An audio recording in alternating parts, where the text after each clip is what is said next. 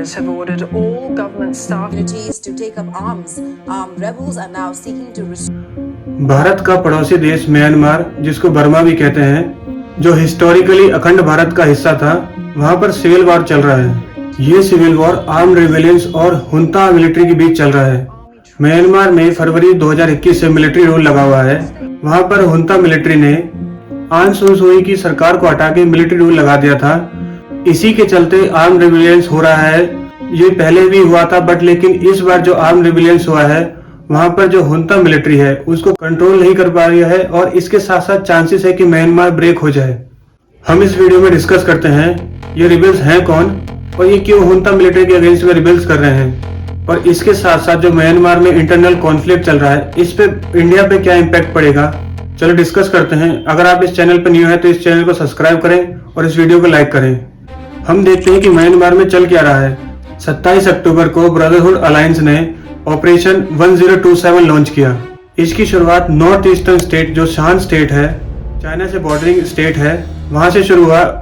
इसके साथ साथ साइमल्टेनियसली राखीन स्टेट में भी अटैक्स हुए। अप्रोक्स 20,000 फाइटर्स हुंता मिलिट्री के अगेंस्ट फाइट कर रहे हैं।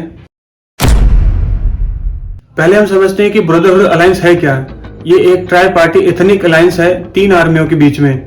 जो पहली आर्मी है अरक्कन आर्मी, दूसरी तांग नेशनल लिबरेशन आर्मी, तीसरी Myanmar national democratic alliance army.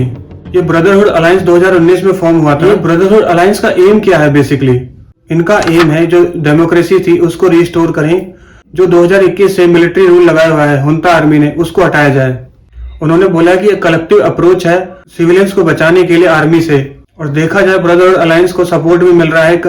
और रिपोर्ट्स के हिसाब से जो ऑपरेशन 1027 है, इन्होंने 100 मिलिट्री पोस्ट को कैप्चर कर लिया है चाइनीज बॉर्डर के अलोंग में। ये आर्म रिबेल सिर्फ और सिर्फ चाइना के बॉर्डर पे नहीं है, बल्कि इसके साथ साथ जो इंडिया के बॉर्डर है वहां के भी चीन स्टेट में भी हो रहा है। म्यांमार के इंटरनल कॉन्फ्लिक्ट से जो मेन कंसर्न है इंडिया का, रिफ्यूजीज का इन्फ्लक्स है।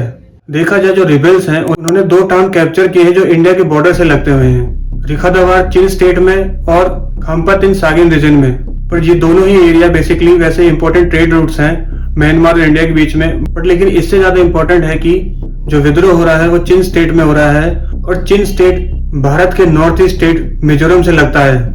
जो मिजोस हैं उनके चीन कम्युनिटी से इथनिक टाइजेस हैं। इसी के चलते चीन रिबेलियंस को बैकिंग मिल रही है मिजोरम के जो लोकल पीपल्स हैं। और भारत के लिए समस्या है कि वहां से जो रिफ्यूजीज का इन्फ्लक्स होगा उससे जो स्टेट की डायनामिक्स चेंज हो सकती हैं, और हो सकता है कि जो लोकल्स मिजोरम में अदर कम्युनिटीज हैं उनके बीच में क्लैशेस ना बढ़ जाए, जिस तरह से मणिपुर में भी हुआ है। लगभग 5000 लोगों ने रिफ्यूजीज लिया है मिजोरम के 2 विलेजेस में, और यहाँ तक कि म्यांमार के कुछ सोल्जर्स भी आगे हैं। भारत के लिए चिंता का विषय यह है कि अगर ये वायलेंस और एस्केलेट होता है और रिफ्यूजीज मिजोरम में आएंगे। यूनाइटेड नेशंस ने कहा है कि इस सिविल वॉर से लगभग 2 लाख पीपल डिस्प्लेस हो चुके हैं। भारत की तरफ से एमईए के स्पोक पर्सन ने अरिनंदम बगच्ची ने स्टेटमेंट जारी की है। Such incidents close to our border, our position on the ongoing situation in Myanmar is very clear. और भारत चाहता है कि ये जो फाइटिंग है इसका एंड हो और एक सीज फायर हो। और इसी के साथ साथ उन्होंने कहा है जो ह्यूमैनिटेरियन ग्राउंड पे जो भी सिचुएशंस होगी उनको मैनेज करेंगे और सपोर्ट करेंगे। म्यांमार के इस इंटरनल कॉन्फ्लिक्ट से ना ही सिर्फ एक रिफ्यूजीज का इन्फ्लक्स होगा, इसके साथ साथ अगर ये क्लैशेस ज्यादा होते हैं और जो हुंता मिलिट्री है उसका कंट्रोल छूटता है, तो इससे कनेक्टिविटी प्रोजेक्ट्स जो इंडिया और म्यांमार को जोड़ते हैं बे ऑफ बंगाल से, कालाधन मल्टी मॉडल ट्रांजिट प्रोजेक्ट जो राखीन स्टेट म्यांमार का है, वहां पे एक इम्पोर्टेंट ट्रेड रूट्स है।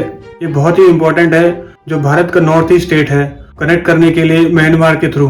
इस प्रोजेक्ट पर अभी तक 3200 करोड़ रुपए लग चुके हैं और ये 2008 से शुरू हुआ था, बट लेकिन अभी तक कंप्लीट नहीं हो पाया है।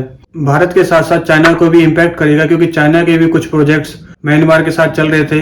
होपफुली ब्रदरहुड अलायंस और हुंता मिलिट्री के बीच में सीज फायर हो और जो डेमोक्रेसी है दोबारा से रीस्टोर हो म्यांमार में।